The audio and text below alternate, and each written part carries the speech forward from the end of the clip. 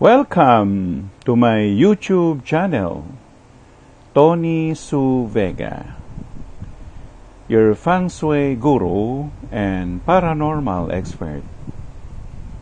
Horoscope, Libra, September 23 to October 22. The 23rd of September 2023, Saturday. Love aspect. Nakuha natin ang normal na hangman. Nang ibig sabihin nito, sa inyong pag-ibigan, magsusunuran kayo. Walang magpapadaig o walang dadaigin. Balanse lang. So, meron yung magbibigay, magpaparaya.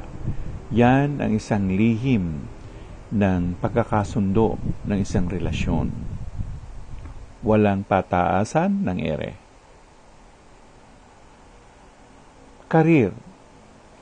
Sa karir, nakuha natin ang normal na chariot. Kung ganon, nagtutukoy ito sa mga lakbayin o paglalakbay, papunta sa hanap buhay o papunta sa pinagtatrabahuhan.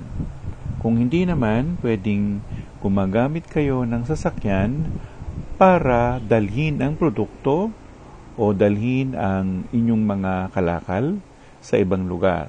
So, pwedeng ikaw ay isang salesman o isang account executive o pwede rin ikaw ay isang boss o supervisor na nagre-rekurida kung saan ang iyong mga tao o tauhan na mga sites na kung saan sila gumagawa doon. Money and opportunities. Nakuha natin ang alas na bastos o ace of one.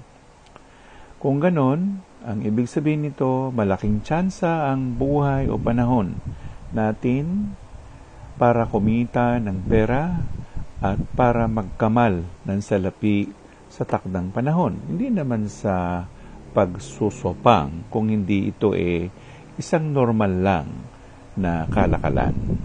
Life coach. Sa life coach natin, nakita natin o nakuha natin ang baligtad na the fool. Ang ibig sabihin, nandyan lamang ang enerhiya ng Panginoong Diyos.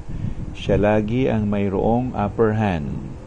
Kahit pa anong pag-aaral sa esoteric, kung ikaw naman ay malayo sa kalooban ng lumikha, ay para na ring walang kabuluhan ang iyong ginagawa, maliban kung ang binalingan mo ay si Lolo Satanas.